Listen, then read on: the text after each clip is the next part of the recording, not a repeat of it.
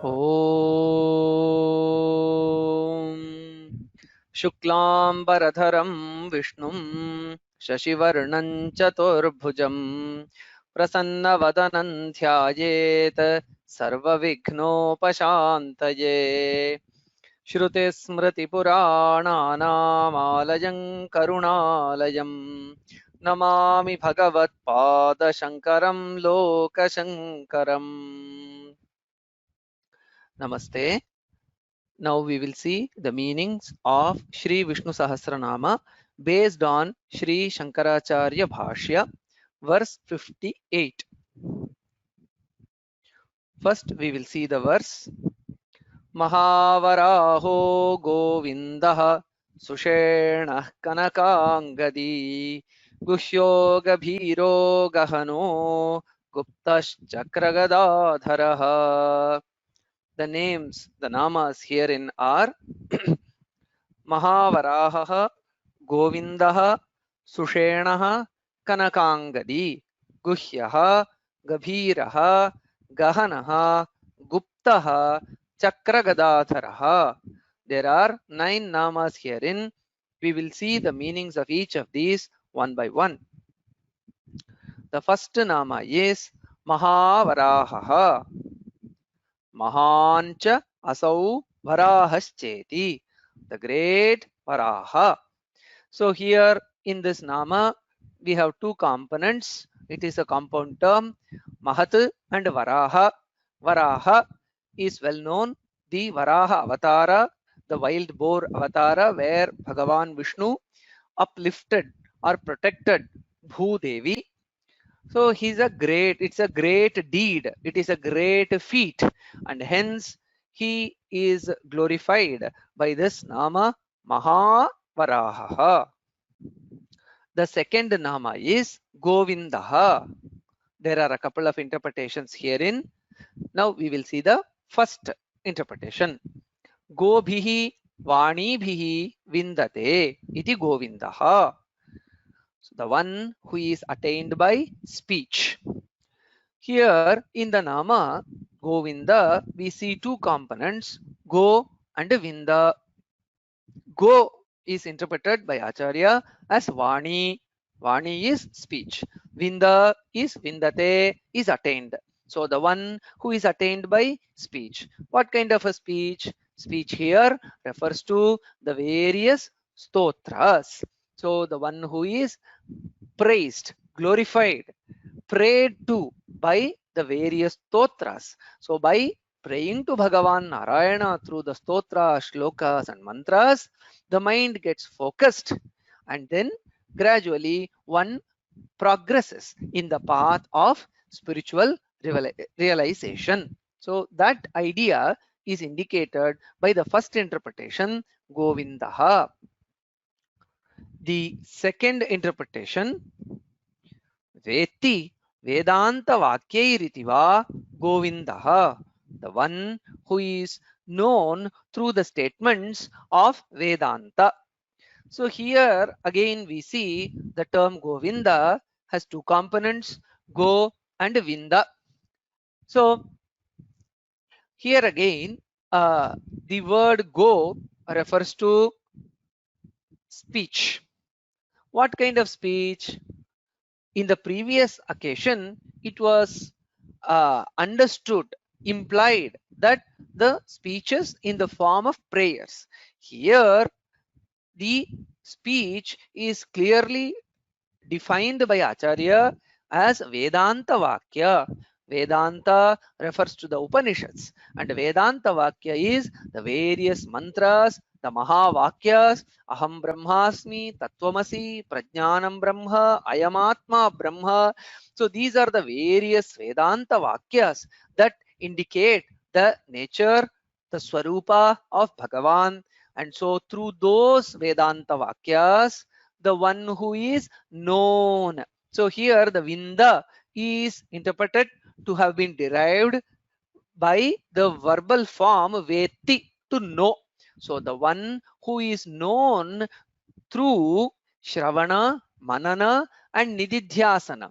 Learning from a teacher, repeatedly thinking of it, and then meditating upon the statements and the import of the statements from the Vedanta, the Upanishads. So the one who is realized in such a manner is Govinda.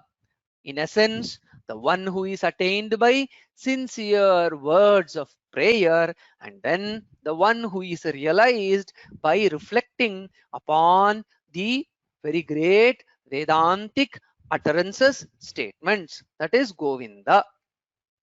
The next nama is Sushenaha. Shobhana, Sena, Ganatmika, Yasyeti. The one who has a grand army of attendants. So Sushena has two components, Su and Sena. Sena is army. Su is Shobhana, grand, glorious. The one who has a grand army. Army of whom? Army of attendants. Ganatmika. So the Gana, the Vishnu Gana, the Vishnu Bhattas, they are referred to as the Sena. So led by Vishwaksena, the chief among the attendants of Bhagavan Vishnu, there is an entire army of Vishnu Bhaktas, Vishnu Sevakas, Vishnu Ganas that serve the Bhagavan. So the one who is uh, endowed with such great army of attendants, so he is Sushena. The fourth nama is Kanakangadi. Kanakamayan Yangadani Asyeti. The one who is adorned by golden arm ornament. So here also, here we see the nama Kanakangadi has two components, Kanaka Angadi. Angada refers to the band, that is a kind of ornament which is in the form of an arm band. So such armbands, ornaments, they are indicated by the term Angada. So the one who wears it is Angadi. So what kind of Angada? What is the material with which the Angada of Bhagavan is made up of? Kanaka, golden. So the one who is adorned by golden arm ornaments is Kanakangadi. So it is not that the Bhagavan shines with those ornaments, it is the ornaments that became glorified by their presence, or that become the object of worship by being part of the Sharira, the form of Bhagavan. The next nama is Guhyaha. There are a couple of interpretations here. Rahasyopanishad Vedyatvat Guhyaha. The one who is known through the very intricate Upanishads. So Guhyaha. Guhya means the one who is hidden. Normally, the one who is hidden, the one who is not easily perceptible. So that idea is indicated by the term Guhya. Now, in what way is Bhagavan hidden away? Rahasya Upanishad Vedyatvat. Acharya clarifies that the true nature of Bhagavan, Narayana, is hidden in the statements of the Vedantic sentences. The Vedantic sentences do not hide anything. The reality of the nature of Bhagavan is very open. We ourselves are part of the Bhagavan, or Tattvamasi. In that sentence, it is very clear that we are one and the same as Bhagavan, but we find it hidden. We find that meaning imperceptible because of our worldly preoccupations, worldly distractions, the Avarana Shakti and Vikshepa Shakti of Maya is playing upon us. Our own distractions and worldly commitments, they make the easily perceptible Atman, the Paramatman, which is our own self, as they present as if that Paramatman himself is hidden away in the Upanishadic statements. That's why those statements, Vedanta Vakyas, those present the pratyaksha satya, still we find them very rahasya, means they speak about something which we don't clearly understand. So it is because of our own distractions and diversions. For that the Shastras advise Shravana, Manana and Nididhyasana. It is the same idea which was presented in the second interpretation to one of the previous namas, that is Govinda. The second interpretation here is Guhayam Hridayakashe Nihita Itiva, the one who is hidden or established in the space of heart. So in the second interpretation, we see Guhayam Nihitaha Guhyaha, the one who is established in the cave. What is the cave? Guha that is mentioned here. The cave that is mentioned here is the Hridaya Akasha. So the Hridaya, our own heart. So in the space of the heart, in our Upanishadic and also in the yogic literature, we find the manifestation of the Paramatman in the Hridaya Kamala. So the one who is established in the Hridaya Akasha. The idea is it is futile to search the Paramatman outside, elsewhere. He is present inside, within oneself, within one's own heart. So one has to turn one's gaze inwards to realize that Paramatman. Otherwise, he will be hidden away from us. So that idea is presented through the second interpretation, Guhyaha, of the term Guhyaha. The next nama is Gabhiraha. Jnanaishwarya Balaviryadibhihi Gambhiraha. The one who is majestic by knowledge, powers, strength, valor, and so on. So the word Gabhira means the one who is deep or the one who is majestic. Gabhira, Gambhira, they mean the majestic nature. So what adds to the majestic nature of Bhagavan? What makes the Bhagavan majestic? Or by what attributes we see the Bhagavan as majestic? Bhagavan is endowed with, Lord Narayana is endowed with Jnana, knowledge, Aishwarya, the various powers, Bala, strength, physical might, Virya, and also the way of expressing that through his various avatars, Virya, Adibhihi, Gambhiraha. With all these powers, both physical and intellectual, and also spiritual, the Paramatman is the one who possesses these various layers of potencies and strengths. He is majestic. The next nama is Gahanaha. Here also we see a couple of interpretations to this term. Dushpraveshatvat Gahanaha. The one who is very difficult to attain or merge with. So Gahana. Gahana also, the term Gahana as such means the one which is very deep. For example, we say the ocean is very Gahana. The ocean is very deep. So very difficult to fathom. Or the one whose depths are very physical to attain. So the Paramatman here, for the worldly minded, for the distracted, for the ones endowed with kama, krodha, lobha, moha, mada, matsarya, all these shadvairis, for them the Paramatman is Gahana, Dushpravesha, very difficult to merge with. There is a second interpretation, Avasthatraya Bhava Bhava Sakshitvat Gahanova. The one who is the witness for the presence and absence of the three states of awareness. So here again, the Paramatman is deep down within our existence. So what are the layers above the Paramatman? So that is indicated by the term Avasthatraya.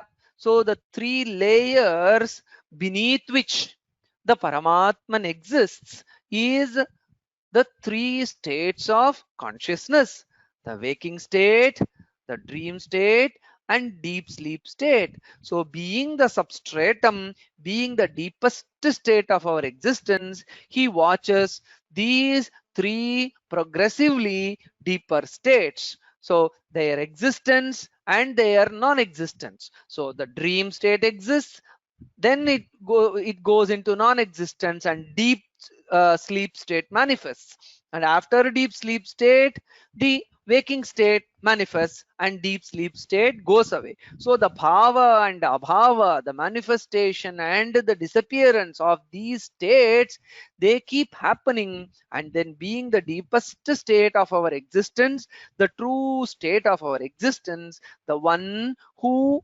watches the interplay of these various levels of our awareness and consciousness, he is stated or presented beautifully by the term Gahana through this second interpretation. The eighth nama is Guptaha. Vangmanasa gocharatvat Guptaha. The one who is imperceptible to the speech and the mind. So the term Guptaha. Guptaha normally means we understand things through our speech and also our mind. Yato vacho nivartante aprapya manasa saha. The Vedas say that the speech returns back and the mind turns back without attaining, without fathoming the true nature of Paramatman. So being inaccessible to the speech and our mind, so the Paramatman is sealed away from our normal transactional awareness or transactional understanding. So the one who is established, or the one who refines oneself or turns inwards, only to him the seal is broken and the Paramatman is accessible. Otherwise, by the normal worldly activities of the speech and the mind, which are normally outward, so they do not possess the capability to unravel the true nature of Bhagavan Narayana, and hence he is glorified by the nama Guptaha. Esha sarveshu bhuteshu gudhotma na prakashate iti shrutehe. So though the Paramatman exists in each and every being as the pure consciousness, but na prakashate. So he is not realized, he is not understood, his existence is not recognized by everyone who normally use the outward going speech and the mind and try to realize him. The ninth nama is Chakragadadharaha. Manastatvatmakam chakram buddhitatvátmikam gadam dharayan lokarakshartham uktah Chakragadadharaha. Iti Chakragadadharaha. So here the meaning of the term is the discus chakra indicates the principle of manas, and the mace or gada indicates the principle of intellect. The one who holds these for the protection of the universe is called as Chakra Gadadharaha. This is a beautiful interpretation that we see through the term Chakra Gadadharaha. So here in the term Chakra Gadadhara, we see three components: Chakra, Gada, Dhara. Dhara means the one who holds. What does he hold? Gadadhara, the one who holds the mace or the gada. It's a weapon. And Chakradhara means the one who wields the discus or the chakra. Now, what is the meaning of chakra, or what is the symbolical meaning of the term chakra and gada? That is presented by Acharya by quoting a verse, the source of which is not known. So Acharya quotes a verse on this where he says that chakra, the ever revolving chakra, indicates the manas, and the buddhi tattva or the intellect principle is indicated or symbolically presented by gada. So chakra is constantly rotating, and so it is equated to the manas, and gada is equated to intellect, because by one decisive blow through the gada, the enemy's life is put to an end. Similarly, intellect always is connected to decisive action, whereas the mind keeps rotating. So probably with these connections of symbolism, we see chakra and gada being equated to the mind and the intellect. So Bhagavan, when he is portrayed as a Chakradhara and Gadadhara, it means he uses the power of the mind, which is able to evaluate various options, and the power of decision making, that is indicated by Gada, to protect the universe. There is a very popular Samskrita shloka न देवा दण्डमादाय रक्षन्ति पशुपालवत् यं हि रक्षितुमिच्छन्ति बुद्ध्या संयोजयन्ति तम्. This is a very interesting and important shloka as to how the anugraha or the blessings of the divinities reach us. This verse says, न देवाः दण्डमादाय रक्षन्ति पशुपालवत्. The gods, when we seek their protection, they will not bring danda or stick and various weapons and stand around us like a bodyguard and protect us. It is not the way in which they protect us. Yam hi rakshitum icchanti, the one whom they have decided to protect, buddhya sanyojayanti tam, they will give him give the person's mind and the intellect a right direction in which he is protected, he is safeguarded from within. So this idea is again indicated here. How does the Bhagavan protect the loka? Loka is lokastu bhuvane jane. Loka refers to both the world, the entire universe, and the people therein. Especially when it is spoken of manas and buddhi, here the term loka refers to probably the beings herein. So the Bhagavan, whomever he desires to protect, whoever deserves the protection of Bhagavan by his devotion, for him, he gives the right orientation to the mind, and also the right kind of choice of decision is also provided by the inspiration of Bhagavan. And it is in this manner that the Chakragadadhara, Bhagavan Narayana, protects his devotees.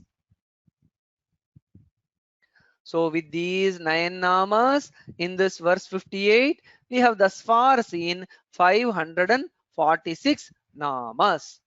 Om Tat Sat, Shri Krishnarpanamastu.